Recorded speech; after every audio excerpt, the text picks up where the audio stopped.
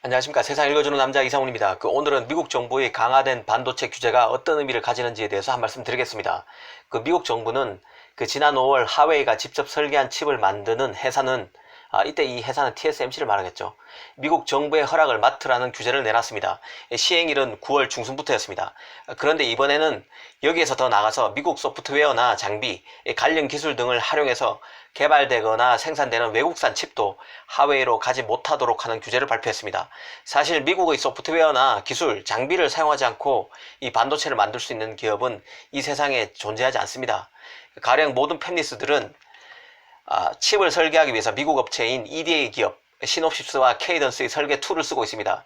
용케 이 두 기업을 피해서 독일 지멘스 계열사의 설계 툴을 쓰더라도 이 기업 제품도 원천 기술은 미국에 있기 때문에 이 팹리스들은 이 규제를 피해갈 수 없습니다.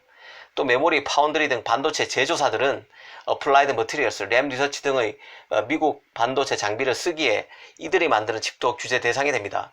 그런 만큼 이번에 발표된 규제는 하웨이가 사실상 그 어떤 칩도 사지 못하도록 하는 조항입니다. 이 손발을 꽁꽁 묶었다고 볼 수 있는데요.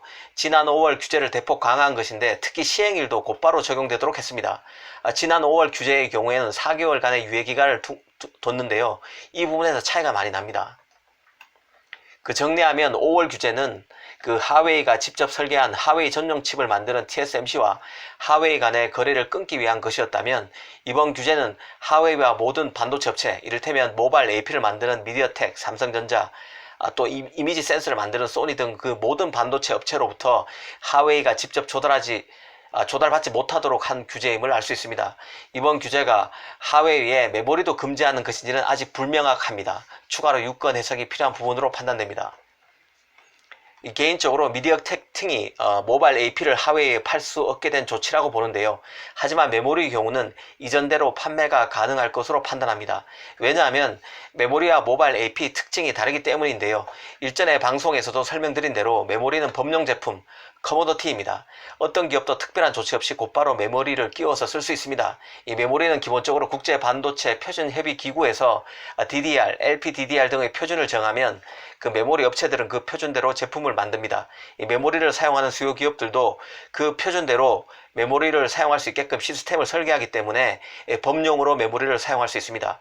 하웨이에 파는 메모리, 애플에 파는 메모리, 삼성 갤럭시 폰에 들어가는 메모리가 모두 똑같다는 뜻입니다. 하지만 모바일 AP는 다른데요.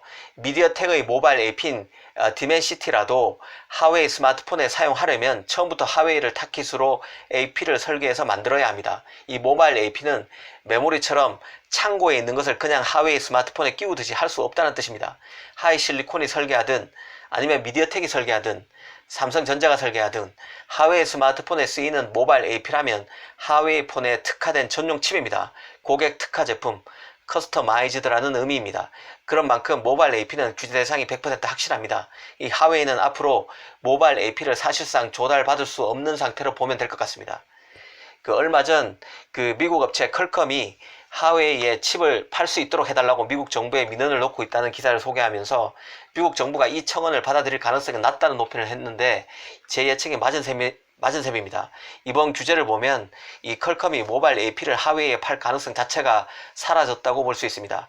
이대로면 메모리를 하웨이가 받을 수 있을지 여부와 별개로 하웨이 스마트폰 사업이 존폐의 기로에 섰다고 생각됩니다. 일각에서는 메모리가 규제 대상이 될 경우 삼성이나 하이닉스가 큰 피해를 보는 것처럼 언급하는 기사가 있는데요. 조금만 생각해보면 그렇지 않음을 알 수 있습니다. 하웨이 스마트폰이 사라지면 메모리 수요가 줄어드는 게 아니라 다른 스마트폰 업체가 하웨이 점유율을 나눠 가져가게 됩니다. 메모리 수요 차원에서 변화가 거의 없다는 뜻입니다. 더구나 하웨이 폰은 아이폰처럼 팬덤이 있는 것도 아닙니다. 좀 가장되게 말하면 하웨이 스마트폰이 지구상에서 사라지더라도 같은 안드로이드 진영의 폰인 오포, 비보, 샤오미 폰이 하웨이 수요를 다 흡수할 수 있다는 뜻입니다. 이 경우 메모리 수요는 달라지지 않습니다. 줄어들지 않는다는 뜻이죠. 여담으로 반도체 산업을 LCD 산업과 비교하시는 분들이 있는 것 같습니다. 하지만 예를 들어서 LCD 산업에서 중국에 밀린 것처럼 반도체도 같은 전철을 밟을 것이라는 논리인데요. 하지만 LCD와 반도체는 비교 자체가 잘못됐다는 게 개인적인 생각입니다. LCD의 기술 난이도는 이 반도체의 10% 후하게 쳐줘도 20% 정도밖에 되지 않는다는 게 개인적인 생각입니다. 이 4차 산업혁명의 핵심인 칩, 그리고 대규모 연산을 맡고 있고 모든 시스템의 심장이자 두뇌인 반도체와 단순히 보여주는 기술인 LCD를 비교하는 것 자체가 넌센스입니다.